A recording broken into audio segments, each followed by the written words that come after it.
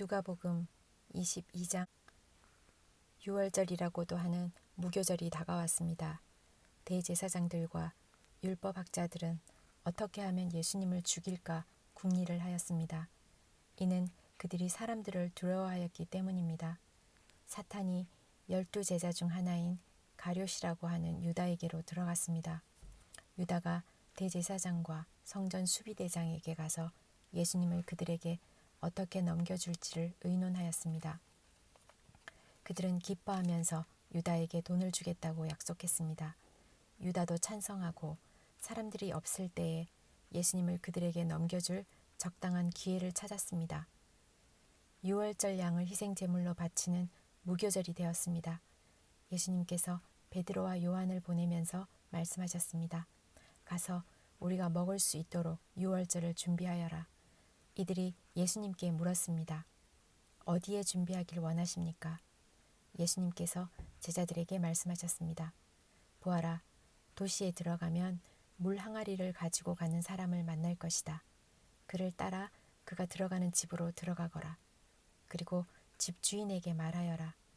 선생님께서 내 제자들과 함께 유월절 음식을 먹을 방이 어디냐고 물으셨습니다.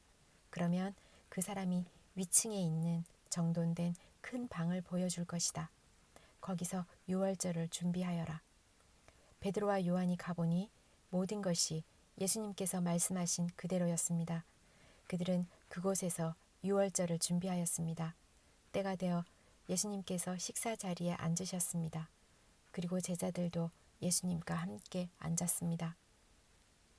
예수님께서 제자들에게 말씀하셨습니다. 내가 고난을 받기 전에 너희와 함께 이 유월절 음식을 먹기를 간절히 바랐다. 내가 너희에게 말한다. 유월절이 하나님 나라에서 이루어질 때까지 다시는 유월절 식사를 하지 않겠다. 예수님께서 잔을 받아서 감사 기도를 드리고 말씀하셨습니다. 이 잔을 받아 너희들끼리 나누어 마셔라. 내가 너희에게 말한다. 하나님 나라가 올 때까지 포도 열매에서 난 것을 이후로는 마시지 않을 것이다. 그리고 예수님께서 빵을 들고 감사 기도를 드렸습니다. 그리고 떼어서 제자들에게 주시며 말씀하셨습니다. 이것은 내가 너희에게 주는 내 몸이다. 이것을 행하여 나를 기념하여라. 이와 같이 빵을 드신 후에 잔을 가지시고 말씀하셨습니다. 이 잔은 너희를 위하여 흘리는 내 피로 세운 새 언약이다.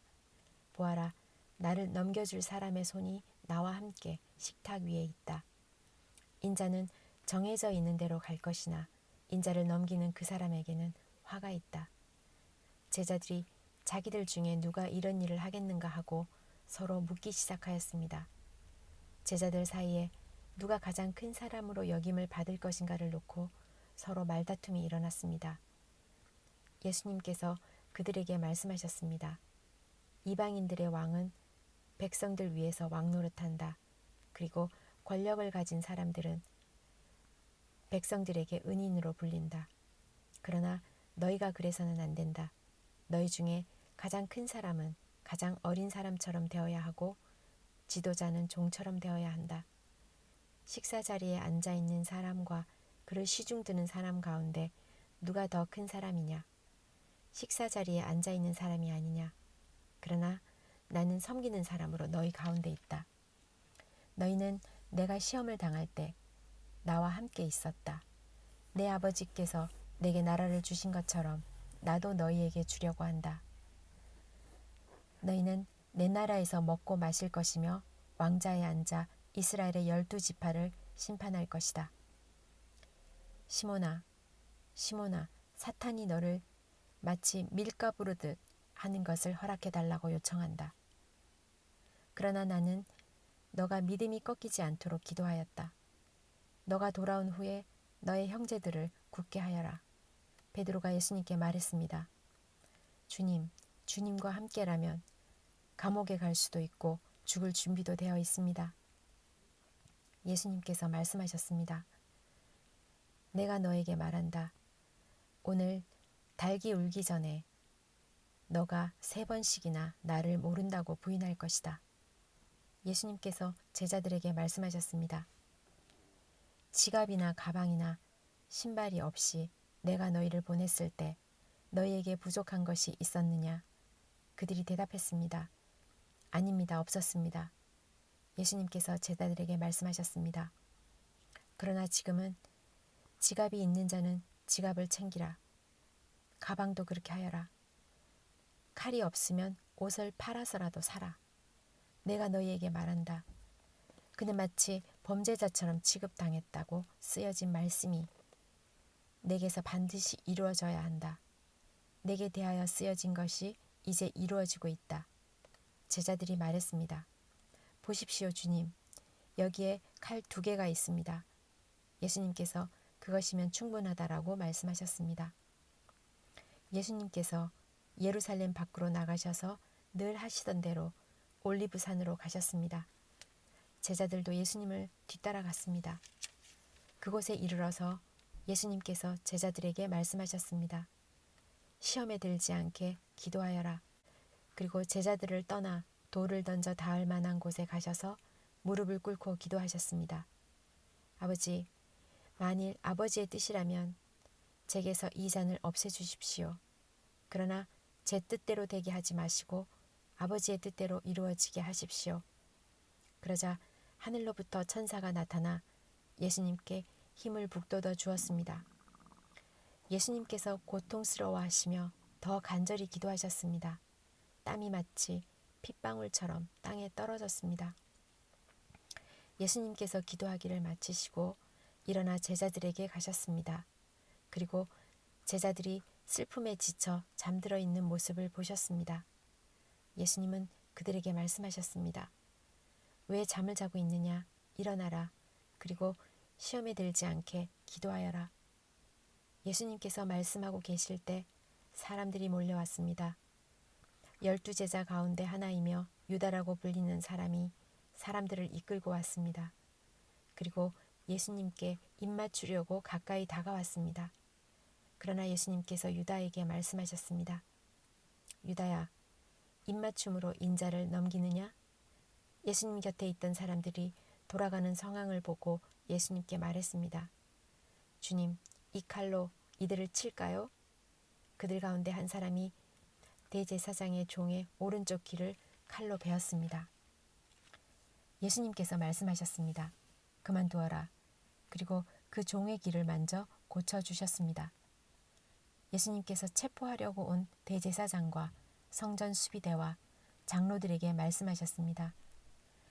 강도를 잡듯이 칼과 몽둥이를 가지고 왔느냐? 내가 매일 성전에서 너희와 함께 있었다. 그러나 너희는 내게 손을 대지 않았다. 그러나 지금은 너희의 때, 곧 어둠이 다스리는 때이다. 그들은 예수님을 체포하여 대제사장의 관사로 데리고 갔습니다. 베드로도 그들과 멀찍이 떨어져서 뒤따라갔습니다. 사람들이 정원 한가운데 불을 피우고 둘러앉았습니다. 베드로도 그들과 함께 앉았습니다. 하녀 하나가 모닥불 곁에 앉아있는 베드로를 보고 노려보며 말했습니다. 이 사람도 예수님과 함께 있었어요. 베드로가 부인하며 말했습니다. 여보시오, 나는 예수를 모르오. 조금 후에 또 다른 사람이 베드로를 보고 말했습니다. 당신도 그들과 한패요. 그러자 베드로가 말했습니다. 이 사람아, 나는 아니야. 약 1시간 후에 다른 사람이 주장했습니다. 분명히 이 사람도 예수님과 한패요. 이 사람도 갈릴리 출신이니까. 그러자 베드로가 말했습니다. 여보시오, 나는 당신이 무슨 말을 하는지 알지 못하오. 베드로가 말하고 있을 때 닭이 울었습니다. 주께서 돌아서서 베드로를 보셨습니다. 베드로는 주께서 오늘 닭이 울기 전에 너가 나를 3번이나 모른다고 부인할 것이다 라고 하셨던 말씀이 기억났습니다. 그래서 베드로는 밖으로 나가 몹시 울었습니다. 예수님을 지키던 사람들이 예수님을 모욕하고 놀렸습니다. 그들은 예수님의 눈을 가리고 물었습니다. 알아맞혀 보아라. 너를 때린 자가 누구냐? 그 사람들은 여러 가지 말로 예수님을 모독하였습니다. 날이 밝자 백성의 장로들, 곧 대제사장들과 율법학자들이 함께 모였습니다. 그리고 예수님을 그들의 법정으로 데리고 가서 물었습니다. 진정 너가 그리스도인지 우리에게 말해보아라. 예수님께서 그들에게 말씀하셨습니다. 내가 너희에게 말해도 믿지 않을 것이다.